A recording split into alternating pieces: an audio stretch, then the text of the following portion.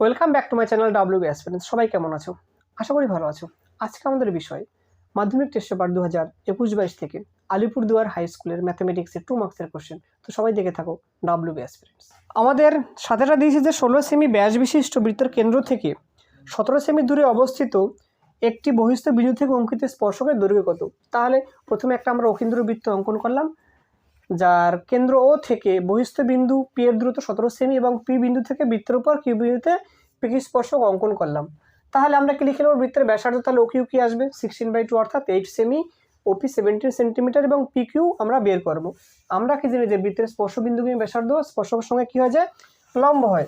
তাহলে কি লিখতে পারি যে ও কিউ লম্ব কি পাচ্ছি যে আমরা যে কিউপি পাচ্ছি। তাহলে বলতে পারি যে angle O QP equal to কি 90 ডিগ্রি। তাহলে আমরা কি পিথাগোরাসের সূত্র ব্যবহার করব।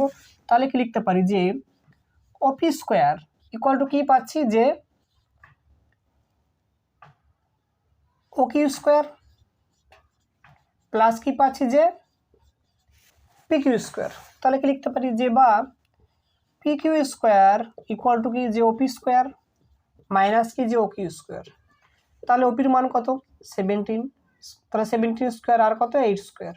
তাহলে কি পাচ্ছি 289 আর কত পাচ্ছি যে 64। আমরা বিয়োগ করে কত পাবো যে 225। তাহলে কি বলতে পারি? সুতরাং পি কিউ ইকুয়াল টু কি আসবে যে √225। তাহলে এটা কার বর্গ হয় যে 15 বর্গ। তাহলে বাইরে কত আসবে 15।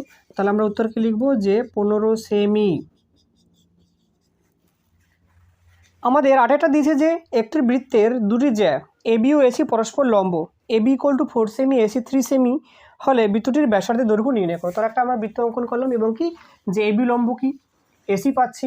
তাহলে যেহেতু বলা আছে এবি লম্ব এসি, আমরা কি লিখতে পারি যে অ্যাঙ্গেল বিএসি ইকুয়াল টু কত পাচ্ছি যে আমরা 90 ডিগ্রি পাচ্ছি। তাহলে এটা কি আসবে আমাদের যে এটা 90 ডিগ্রি আসবে। তাহলে কি পাচ্ছি যেটা এখানে আমরা পিথাগোরাসের সূত্র ব্যবহার করবো। তাহলে আমরা কি বলতে পারি যে বিসি স্কোয়ার ইকুয়াল টু কী পাচ্ছি যে এবি স্কোয়ার প্লাস কি পাচ্ছি যে এসি স্কোয়ার। তাহলে আমরা কি লিখতে পারি যে 4 স্কোয়ার প্লাস কি যে 3 স্কোয়ার। তাহলে কি পাচ্ছি 16 + 9 ইকুয়াল টু 25। তাহলে বলতে পারি সুতরাং যে বিসি ইকুয়াল টু কী পাচ্ছি যে √25। তাহলে আমাদের কী হলো যে 5 এলো। তাহলে আমরা কি জানি যে কোনো সমকোণী ত্রিভুজ যদি কোনো বৃত্তের ভেতরে থাকে তাহলে ত্রিভুজটার অতিভুজ হয়ে যায় কি যে বৃত্তের ব্যাস হয়ে যায়। তাহলে আমরা কি লিখব যে সুতরাং বৃত্তের ব্যাস ইকুয়াল টু ত্রিভুজটির অতিভুজ, ব্র্যাকেটে কি লিখে দেবো অতিভুজ কি যে আমরা পেয়েছি যে বিসি। তাহলে লিখব সুতরাং যে বৃত্তের ব্যাসার্ধ ইকুয়াল টু কি লিখবো তাহলে কি আসবে যে BC/2। তাহলে কি পাচ্ছি যে 5/2 ইকুয়াল টু কি পাচ্ছি যে 2.5 সেমি। তাহলে আমাদের উত্তর কি আসবে যে 2.5 সেমি। 9টা দিয়েছে যে এবিসি ত্রিভুজের বিসি বাহু সমান্তরাল সরলরেখা এবি এবং এসি কে যথাক্রমে পি ও কিউ বিন্দুতে ছেদ করে। যদি এ কিউ ইকুয়াল টু 2AP হয় তাহলে পিবি ইস টু কিউসি এর অনুপাতটির মান নির্ণয় করো। তাহলে একটা আমরা ত্রিভুজ অঙ্কন করলাম এবং বিসি বাহু সমান্তরাল সরলরেখা পি কিউ কি এবি এবং এসি কে যথাক্রমে পি ও কিউ বিন্দু ছেদ করছে। তাহলে আমরা লিখতে পারি যে বিসি সমান্তরাল পি কিউ। তাহলে আমরা কি বলতে পারি যে ত্রিভুজ এ বি সি সদৃশ কি আসবে যে ত্রিভুজ এ পি কিউ। তাহলে এখান থেকে আমরা কি বলতে পারি যে বাই পিবি ইকুয়াল টু কি জে কিউ বাই কি জে কিউসি। তাহলে আমরা কি লিখব যে এপি বাই কি আনবো জে কিউ আনবো ইকুয়াল টু কি পাচ্ছি যে পিবি বাই কি জে কিউসি। তাহলে এবার আমরা একুর জায়গা মান বসাবো। তাহলে কি লিখতে পারি এপি বাই কি আসবে একুর মান কত 2AP। তাহলে কি লিখবো যে 2AP ইকুয়াল টু কি যে পিবি বাই কি যে কিউসি।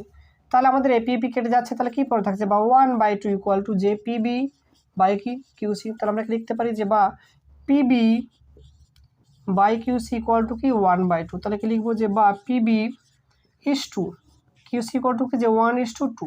তাহলে আমাদের অনুপাত কত পাচ্ছি যে 1:2 পাচ্ছি। 10টা দিয়েছে যে একটি ঘনকের প্রতি ধারের দৈর্ঘ্য 50% বৃদ্ধি পেলে ঘনকটির সমগ্র তলের ক্ষেত্রফল শতকরা কত বৃদ্ধি পাবে তা নির্ণয় করো। তাহলে আমরা লিখে নেব যে ধরি ঘনকের একটি বাহুর প্রাথমিক দৈর্ঘ্য ইকুয়াল টু কি লিখব যে 100 একক। তাহলে কি লিখব যে ঘনকের প্রাথমিক ক্ষেত্রফল, আমরা কি সমগ্রতলের ক্ষেত্রফলটাই বের করবো, ওটা বলা আছে। তাহলে কি লিখবো যে 6 ইন্টু কি যে বাহু স্কোয়ার, অর্থাৎ কি 6 ইন্টু যে 100 স্কোয়ার কি এত বর্গ একক। তাহলে কি পাচ্ছি 6 ইন্টু কত যে 10,000 বর্গ একক। তাহলে কি বলা আছে যে প্রতি বাহুর দৈর্ঘ্য 50% বৃদ্ধি পেয়েছে। তাহলে কি লিখবো যে ঘনকের বাহুর নতুন দৈর্ঘ্য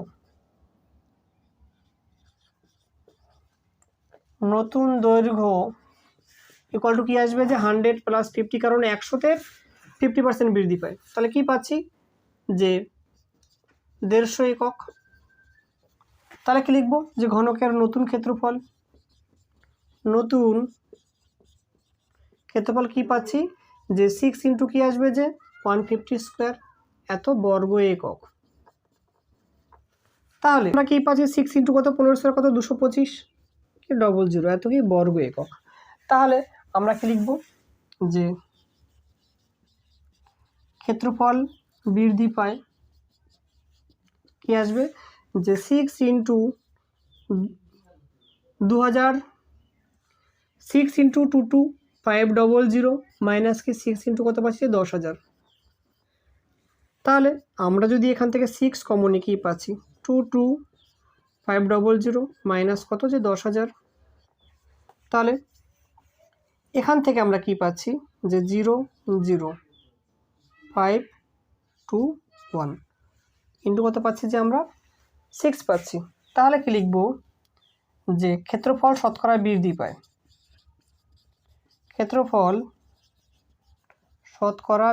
পায়, লিখব যে দেখো এই যেটা বৃদ্ধি পেয়েছি সেটা 12500 ইন্টু 6 বাই কি আসবে প্রাথমিক ক্ষেত্রফল, অর্থাৎ 6 ইন্টু কত যে 10,000 ইন্টু কি পাচ্ছি যে 100।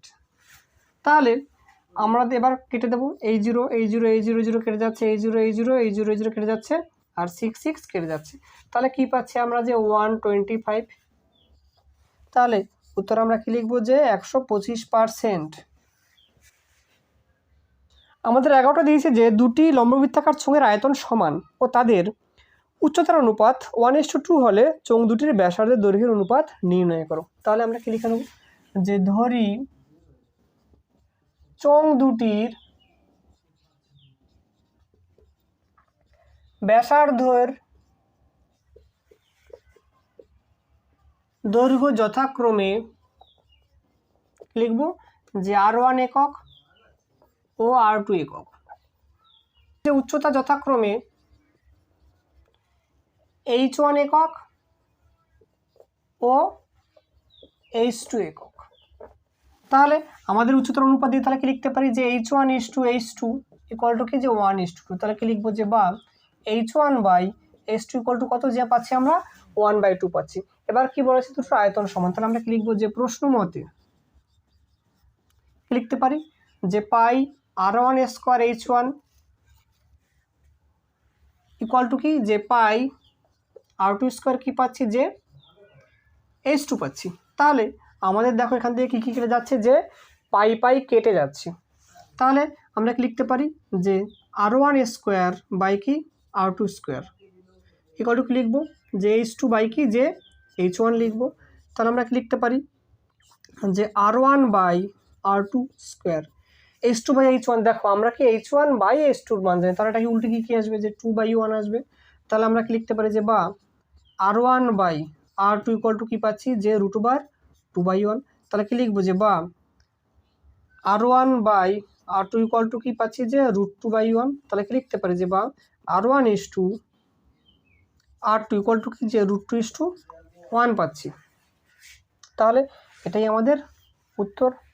12টা দিয়েছে যে একটি লম্ববৃত্তাকার শঙ্কুর উচ্চতা 12 সেমি, আয়তন 100 পাই ঘন সেমি, শঙ্কুটির তির্যক উচ্চতা কত। তাহলে আমরা লিখে নেব যে ধরি শঙ্কুর ব্যাসার্ধ ইকুয়াল টু কি, যে 8 সেমি। উচ্চতা দিয়ে দিয়ে তাহলে উচ্চতা h ইকুয়াল টু কি ধরবো,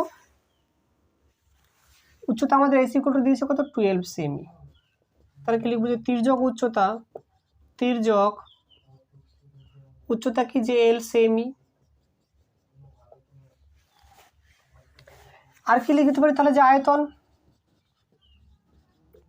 ইকুয়াল টু কি, যে 1/3 পাই আর স্কোয়ার এস কি ঘন সেমি।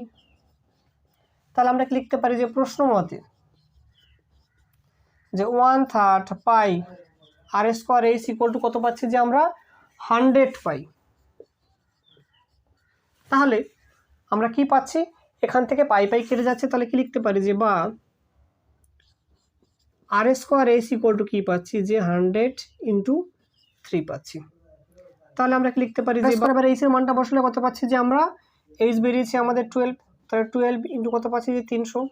তাহলে কি লিখতে পারি, যে বা আর স্কোয়ার ইকুয়াল টু কি পাচ্ছি, যে 300 বাই কত পাচ্ছি, আমরা 12 পাচ্ছি। তাহলে যদি আমরা 3 দিয়ে কাটি কত পাচ্ছি, 4, এটা কত আসছে 100, 4 দিয়ে কাটলে কত আসছে, যে 25। তাহলে কি বলতে পারি, যে আর ইকুয়াল টু কত, আর স্কোয়ার ইকুয়াল টু 25। তাহলে বা আর ইকুয়াল টু কত পাচ্ছি, যে 5 সেমি পাচ্ছি আমরা।